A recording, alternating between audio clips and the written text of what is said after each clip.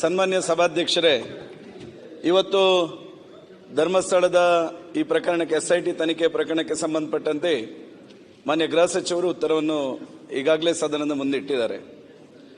ನಾನು ಸ್ಪಷ್ಟವಾಗಿ ಈ ಮೂಲಕ ಸದನದ ಮೂಲಕ ಹೇಳಲಿಕ್ಕೆ ಇಷ್ಟಪಡ್ತೇನೆ.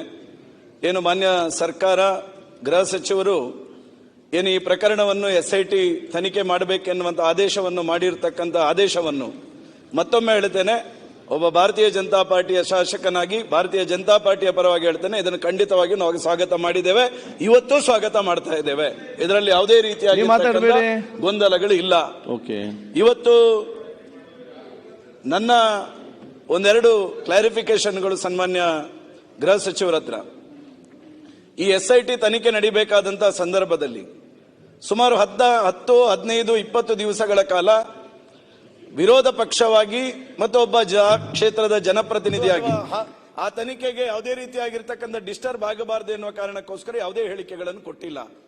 ಆದರೆ ನಮ್ದು ಮೂಲಭೂತವಾಗಿರ್ತಕ್ಕಂಥ ಪ್ರಶ್ನೆ ಇರ್ತಕ್ಕಂಥದ್ದು, ಇವತ್ತು ದೃಶ್ಯ ಮಾಧ್ಯಮಗಳು, ಅದರಲ್ಲೂ ಸ್ಯಾಟಲೈಟ್ ಚಾನೆಲ್ಗಳು ಅಥವಾ ಪತ್ರಿಕಾ ಮಾಧ್ಯಮಗಳು ವಸ್ತುನಿಷ್ಠವಾಗಿರ್ತಕ್ಕಂಥ ವರದಿಗಳನ್ನು ಕೊಡ್ತಾ ಇದೆ. ಅದನ್ನು ಸಹ ನಾನು ಸ್ವಾಗತ ಮಾಡ್ತೇನೆ. ಆದರೆ ಇವತ್ತು ಯೂಟ್ಯೂಬ್ಗಳು ಮತ್ತು ಸೋಷಿಯಲ್ ಮೀಡಿಯಾಗಳಲ್ಲಿ ಧರ್ಮಸ್ಥಳದ ದೇವರ ಪಾವಿತ್ರ್ಯತೆಯನ್ನು ಹಾಳು ಮಾಡತಕ್ಕಂಥ, SIT ತನಿಖೆ ಬಗ್ಗೆ ಹಾದಿ ತಪ್ಪಿಸ್ತಕ್ಕಂಥ ಅನೇಕ ಅಂಶಗಳನ್ನು ಸಮಾಜದ ಮುಂದೆ ಇಡತಕ್ಕಂಥ ಕೆಲಸ ಕಾರ್ಯಗಳನ್ನು ಮಾಡಿದಾಗ ಅವರಿಗೆ ಯಾವ ರೀತಿಯಾಗಿರ್ತಕ್ಕಂಥ ಕಾನೂನಿನ ಚೌಕಟ್ಟಿನಲ್ಲಿ ಕ್ರಮ ಕೈಗೊಳ್ತೇವೆ ಎನ್ನುವಂಥದ್ದನ್ನು ತಾವು ಹೇಳಲಿಲ್ಲ. ನಾನು ಮತ್ತೆ ಅವತ್ತು ಮಾತಾಡುವಾಗಲೂ ಹೇಳಿದ್ದೇನೆ ಸನ್ಮಾನ್ಯ ಅಧ್ಯಕ್ಷರೇ, ಈ ಎಲ್ಲ ಪ್ರಕರಣಗಳು ಬೆಳಕಿಗೆ ಬರಲಿಕ್ಕೆ ಮೂಲಭೂತವಾಗಿರ್ತಕ್ಕಂಥ ವ್ಯವಸ್ಥೆ ಯಾವುದು ಕೇಳಿದ್ರೆ ಸೌಜನ್ಯ ಪ್ರಕರಣ. ಸೌಜನ್ಯ ಪ್ರಕರಣದಲ್ಲಿ ಕೋರ್ಟ್ ಆದೇಶ ಬಂದ ನಂತರ ಅನೇಕ ಸಂಘಟನೆಗಳು ಹೋರಾಟ ಮಾಡಿದ್ವಿ, ಭಾರತೀಯ ಜನತಾ ಪಾರ್ಟಿಯು ಸಹ ಹೋರಾಟ ಮಾಡಿತ್ತು. ನಾವು ಆಗ್ರಹ ಮಾಡಿದ್ವಿ, ಈ ತನಿಖೆ ಸೌಜನ್ಯ ಪ್ರಕರಣವನ್ನು ಮರು ತನಿಖೆ ಮಾಡಬೇಕೆನ್ನುವಂತ ಆಗ್ರಹ ಮಾಡಿದ್ವಿ. ಇವತ್ತು ಸನ್ಮಾನ್ಯ ಗೃಹ ಸಚಿವರೇ, ಈ ಹೋರಾಟಗಾರರು ಹಾದಿ ಬೀದಿಯಲ್ಲಿ ಎಲ್ಲ ಹೋರಾಟಗಳಲ್ಲಿ ಯೂಟ್ಯೂಬ್ಗಳಲ್ಲಿ ಬಂದು ಹೇಳ್ತಾರೆ ನಮ್ಮ ಹತ್ರ ಸಾಕ್ಷಿ ಇದೆ ಅಂತೇಳಿ, ನಮ್ಮ ಹತ್ರ ಸಾಕ್ಷಿ ಇದೆ ಅಂತ ಹೇಳ್ತಾರೆ.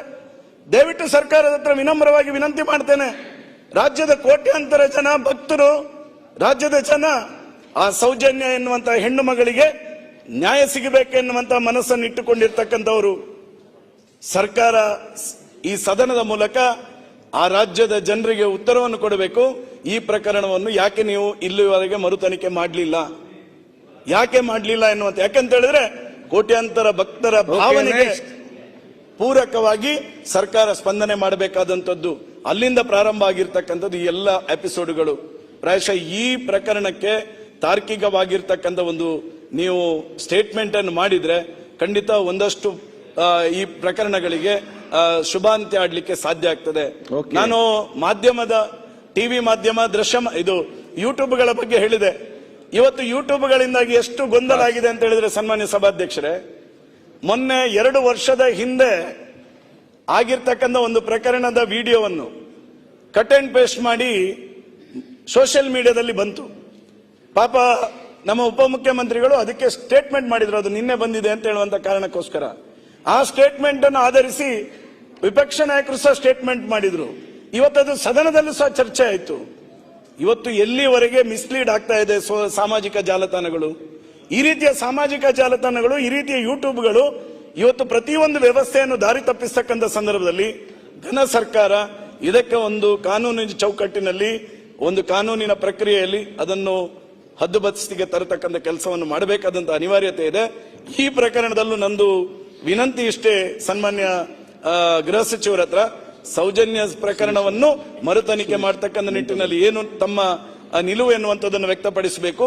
ಸಾಮಾಜಿಕ ಜಾಲತಾಣಗಳ ಅನ್ನು ಸಮಾಜಕ್ಕೆ ಪೂರಕವಾಗಿ ಸಾಮಾಜಿಕ ಸ್ವಾಸ್ಥ್ಯವನ್ನು ಕದಡದ ರೀತಿಯಲ್ಲಿ ಯಾವ ರೀತಿಯಾಗಿ ಅಭಿವ್ಯಕ್ತಿ ಸ್ವಾತಂತ್ರ್ಯವನ್ನು ಕೊಡಬೇಕೆನ್ನುವಂಥದ್ದ ಬಗ್ಗೆಯೂ ತಾವು ಸದನಕ್ಕೆ ಉತ್ತರವನ್ನು ಕೊಡಬೇಕೆನ್ನುವಂತ ವಿನಂತಿಯನ್ನು ಮಾಡ್ತಾರೆ. ಸುರೇಶ್ ಅವರು ವಿಷಯದೊಂದು ಸುರೇಶ್ ಮಾತಾಡಲಿ, ಅವರು ಸೆಲ್ಫ್ ಇಲ್ಲ.